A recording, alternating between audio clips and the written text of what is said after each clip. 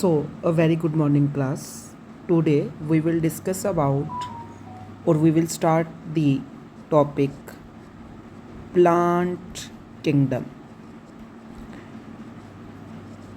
अब जब RH Whittaker का क्लासिफिकेशन किया गया था तो उसमें उन्होंने 5 किंगडम बनाए थे, 5 किंगडम क्लासिफिकेशन दिया था, जिसमें से आपका एक मेन किंगडम था, दैट इज़ प्लांट किंगडम। अब प्लांट किंगडम में वो सारे ऑर्गेनिजम्स रखे गए जो ऑर्गेनिजम्स कैसे थे, मल्टी सेलुलर थे, मींस मैनी सेल्स के बने हुए थे। सेकंड, वो मोस्टली कैसे थे, फोटो ऑटोट्रॉफिक, मींस अपना खाना खुद बना सकते थे। एंड वो कैसे थे, यूकैरियोट्स थे, जिनके पास क्या होगी, सेल मेम्ब्रेन के अराउंड एक extra covering, that is cell wall. ये पॉइंट हुआ क्लियर कि प्लांट किंगडम में वो सारे ऑर्गेनिजम्स रखे गए थे जो कैसे हैं, मल्टी सेलुलर हैं, फोटो ऑटोट्रॉफिक है, यूकैरियोट्स हैं, जिनके पास सेल वॉल है, that is made up of main component, that is cellulose. ये पॉइंट हुआ क्लियर। अब अगर नेक्स्ट चीज हम देखें तो जो प्लांट किंगडम है इसमें हमने बोला कि मोस्टली कैसे, फोटोट्रॉफिक, ये तो मोस्टली है। कुछ ऑर्गेनिजम्स यहाँ पर ऐसे भी हैं जो कैसे हैं, पैरासिटिक है। For example cuscuta. अब कस्कुटा क्या है, एक आपका प्लांट है that is commonly named as अम्बरवेल।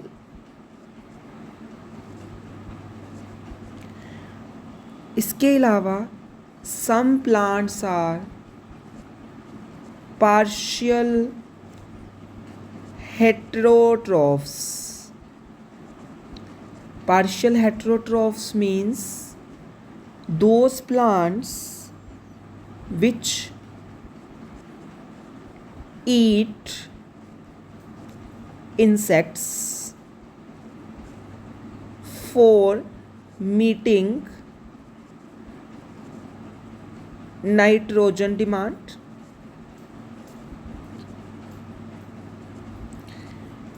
Second, they also make their own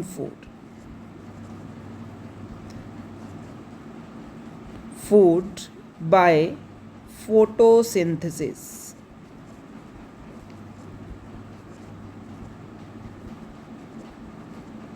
तो हमने बोला कि जो प्लांट किंगडम है उसमें मोस्ट ऑफ द ऑर्गेनिज्म तो फोटो ऑटोट्रॉफिक है, मतलब वो अपना खाना खुद बना सकते हैं by the process of photosynthesis.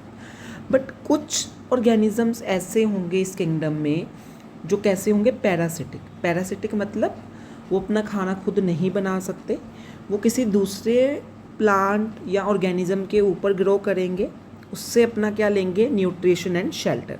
जैसे कि आपका कस्कुटा प्लांट हो गया, that is commonly known as अम्बरवेल। देन कुछ प्लांट्स हैं यहाँ पर जिनको हम बोलते हैं पार्शियल हेटेरोट्रॉफ। हेटेरोट्रॉफ तो वो वाले ऑर्गेनिजम्स होते हैं जो अपना खाना दूसरे से लेते हैं, बट पार्शियल हेटेरोट्रॉफ ऐसे ऑर्गेनिज्म है जो सिर्फ एक चीज़ के लिए दूसरे ऑर्गेनिज्म के ऊपर डिपेंड करेंगे, बट अपना खाना भी खुद बना सकते हैं। फॉर एग्जाम्पल इसमें आ जाता है आपका इंसेक्टिवोरस प्लांट्स। अब ये जो इंसेक्टिवोरस प्लांट्स होते हैं, दे विल ईट इंसेक्ट्स, ये उनको ट्रैप करते हैं इंसेक्ट को और खा जाते हैं ताकि उनसे क्या ले सके, नाइट्रोजन।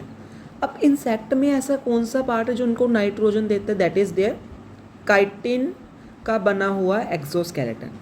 अब जैसे ही नाइट्रोजन आ जाता है तो वो सनलाइट का यूज़ करके अपना खाना खुद भी बनाते हैं, that is they are autotroph. तो मतलब ये पूरी तरह से हेटेरोट्रॉफ नहीं है, दे आर कैसे हैं, पार्शियल हेटेरोट्रॉफ्स।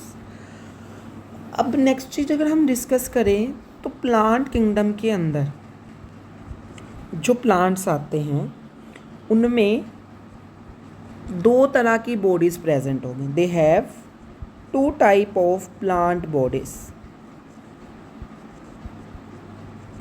तो प्लांट किंगडम के अंदर जितने भी प्लांट्स आएंगे उनके पास कितने तरह की प्लांट बॉडीज़ होंगी? Two types of plant bodies. One plant body is known as, जो पहली प्लांट बॉडी होगी दैट इज़ कॉल्ड गेमिटोफाइट. जो सेकेंड टाइप की प्लांट बॉडी होगी उसको हम बोलते हैं स्पोरोफाइट. तो प्लांट का जो लाइफ साइकिल होगा उसमें ये दोनों की दोनों प्लांट बॉडीज़ आएंगी, बनेंगी, गेमिटोफाइट भी और स्पोरोफाइट भी. अब हमें नाम से क्लियर हो रहा है गेमिटोफाइट. फाइट का मतलब होता है प्लांट. तो ऐसी प्लांट बॉडी जो गेमिटो मतलब गैमीट. तो ऐसी plant body that is concerned with synthesis of gametes. तो जो आपकी गेमिटोफाइट वाली प्लांट बॉडी है उसका क्या काम है? वो गैमीट प्रोड्यूसिंग बॉडी है, हेल्प करती है सिंथेसिस ऑफ गैमीट्स में. और ये हमेशा कैसी होगी? हैप्लॉइड होगी. ये पॉइंट हुआ क्लियर कि जो गेमिटोफाइट वाली प्लांट बॉडी है वो हमेशा कैसी होगी? हैप्लॉइड होगी. देन आते हैं स्पोरोफाइट के ऊपर. स्पोरोफाइट ऐसी प्लांट बॉडी है, नाम से क्लियर हो रहा है, फाइट का मतलब प्लांट, स्पोरो का मतलब स्पोर्स. तो that plant body that is concerned with the synthesis of spores is known as sporophyte. अब स्पोरोफाइट जो है वो हमेशा कैसी होगी? डिप्लॉयड मतलब 2N. और गेमिटोफाइट कैसी है? Haploid that is N. तो प्लांट किंगडम के अंदर जितने भी प्लांट्स है दे have to types of plant bodies. One is gametophyte and second is sporophyte. Gametophyte का मेन काम क्या है? गैमीट्स बनाना. तो ये हमेशा कैसी होगी? हैप्लॉइड. स्पोरोफाइट का मेन काम क्या है? स्पोर्स बनाना. तो दैट इज ऑलवेज डिप्लॉयड. अब प्लांट्स के अंदर ये जो दो तरह की प्लांट बॉडीज़ बनती हैं ये उसके लाइफ साइकिल में क्या शो करती हैं? Alternation of generation. ये अभी हम डिस्कस करेंगे. जी जो प्लांट बॉडीज़ है दोनों के दोनों प्लांट के लाइफ साइकिल के अंदर क्या शो करती हैं? Alternation of generation. अब ऑल्टरनेशन ऑफ जनरेशन का सिंपल सा मीनिंग क्या है? फॉर एग्ज़ाम्पल हमने बोला प्लांट के अंदर दो तरह की बॉडीज़ प्रेजेंट है. One is gametophyte and other is sporophyte. अब जो गेमिटोफाइट वाली प्लांट बॉडी है ये कैसी है? हैप्लॉइड है. स्पोरोफाइट वाली प्लांट बॉडी है दैट इज़ डिप्लॉयड. अब गेमिटोफाइट क्या करेगा? गैमीट्स बनाने हैं. तो वो गैमीट कौन सा बनेगा? मेल गैमीट बनेगा. एंड ऑल्सो फीमेल गैमीट बनेगा. अब मेल गैमीट और फीमेल गैमीट वी नो कि गैमीट्स आर ऑलवेज हैप्लॉइड. तो गैमीट्स ऑलवेज कैसे हैं? हैप्लॉइड. अब आप लोग थोड़ा रिकैप करो सेल डिवीजन का.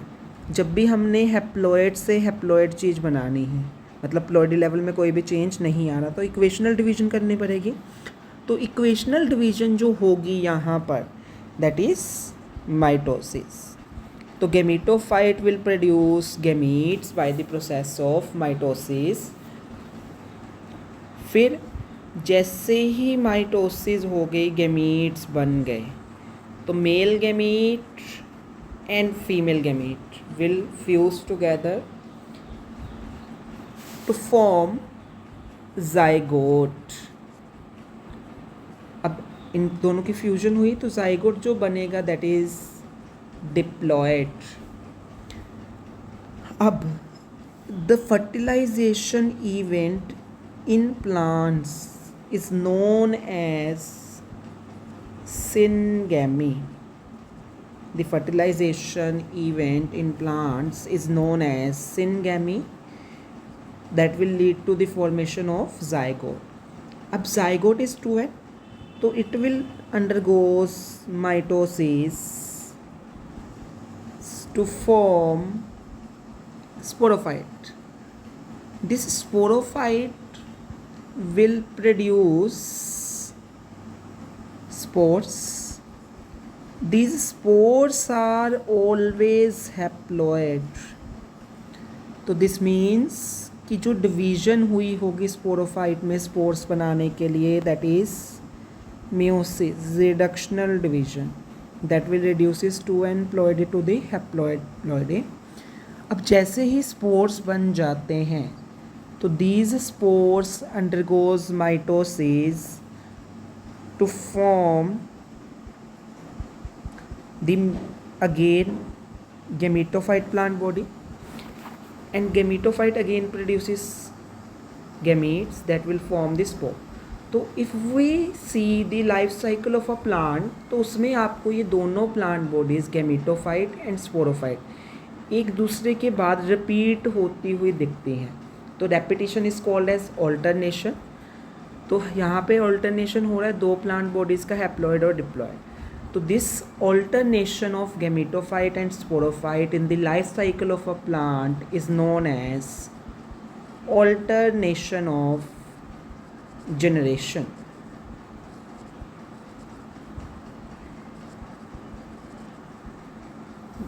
Is it clear to everyone? Okay.